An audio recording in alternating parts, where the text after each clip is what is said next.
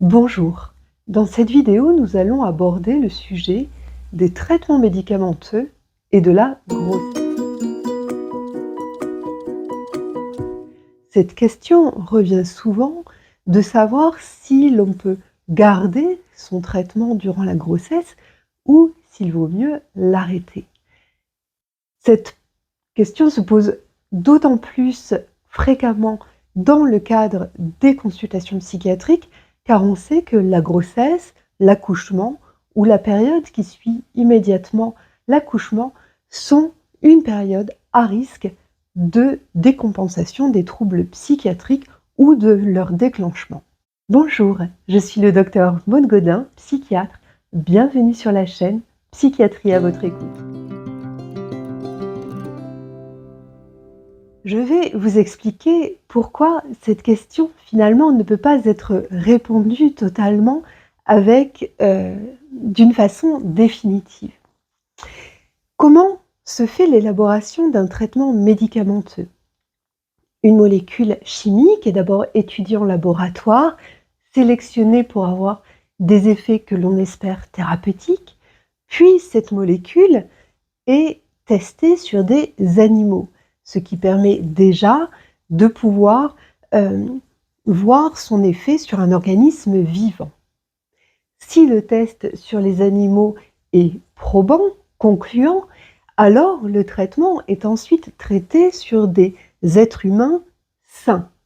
Cela permet de préciser les dosages auxquels le traitement va être toléré ou ensuite moins toléré, ou de repérer des effets secondaires qui se manifesteraient. Lorsque cette phase de test sur des individus sains est passée, réussie, alors les tests se font sur des individus présentant la maladie ou le symptôme pour lequel le traitement est en train d'être élaboré.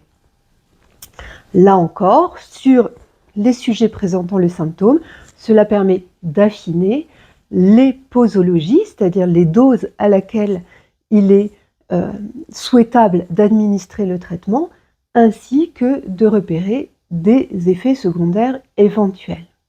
Lorsque toutes ces phases sont passées avec succès et que le traitement confirme son intérêt pour traiter le symptôme ou la maladie dont il est question, alors il y a tout un tas de processus qui, au final, mènent potentiellement à sa commercialisation et donc à la possibilité pour le médecin de le prescrire. Même si ce processus est très long et même si le médicament a été testé, il est toujours testé sur des échantillons de sujets sains d'abord, puis de patients ensuite. Lorsqu'un traitement est mis sur le marché, soudain, ça va être des milliers, dizaines de milliers, voire millions de personnes qui vont prendre ce traitement. Et évidemment, il va se produire des phénomènes qui n'avaient pu être détectés sur les petits échantillons de tests. C'est pour cela que la pharmacovigilance existe, qui vise à répertorier les effets indésirables apparus au niveau des traitements après leur commercialisation. C'est aussi la raison pour laquelle on peut voir que certains médicaments étaient commercialisés et ont été retirés du marché, car finalement, entraînant trop d'effets indésirables, voire pour certains, s'étant même montré dangereux.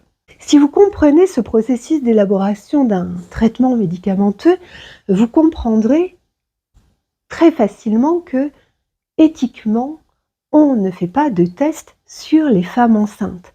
On ne va pas faire prendre le traitement à des femmes enceintes en leur disant on va voir si cela a des répercussions sur votre bébé. Ce serait absolument monstrueux et inimaginable.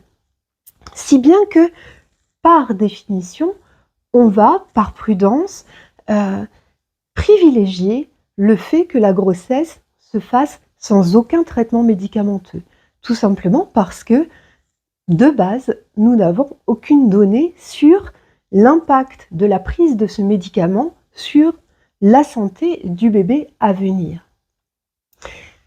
Pourquoi certains médicaments peuvent cependant être prescrits durant la grossesse.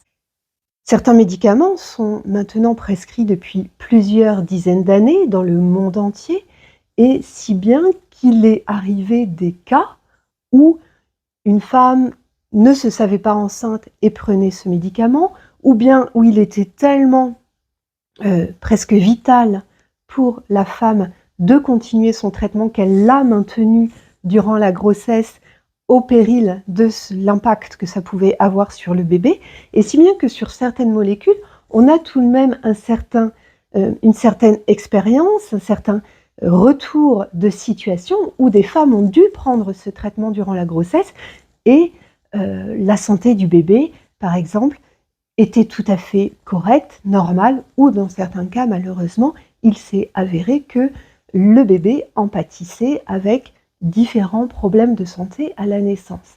C'est pour cela qu'à l'heure actuelle, on distingue malgré tout clairement des traitements absolument contre-indiqués durant la grossesse, des traitements qui, a priori, sont inoffensifs s'ils sont administrés durant la grossesse, et l'immense majorité des traitements pour lesquels on reste dans cette mesure de prudence, de ne pas trop savoir quel est l'impact potentiel sur la santé du bébé à venir, et donc où évidemment on va faire au maximum pour que la femme enceinte puisse mener sa grossesse sans ce traitement. En psychiatrie, cette même prudence s'impose. Dans la mesure du possible, on essaye de pouvoir arrêter les traitements avant d'entamer une grossesse.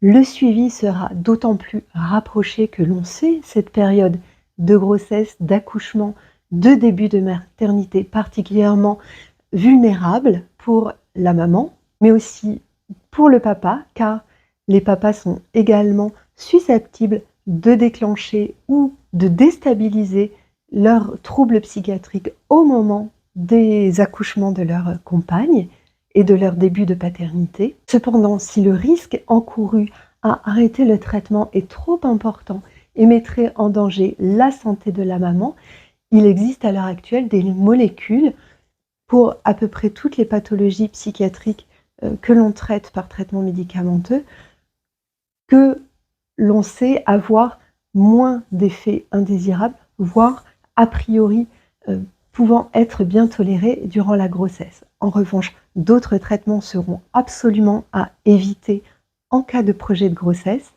C'est pourquoi il est absolument essentiel de pouvoir parler avec votre médecin traitant ou avec votre psychiatre si vous avez le projet d'avoir un enfant, et ce, que vous soyez homme ou femme.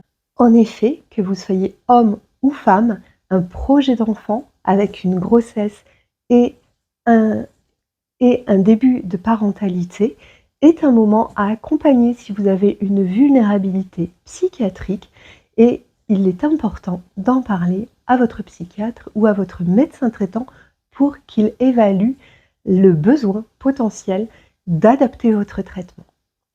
J'espère que cette vidéo vous aura apporté de la clarté sur cette question des traitements médicamenteux et de la grossesse. Je vous remercie pour votre attention.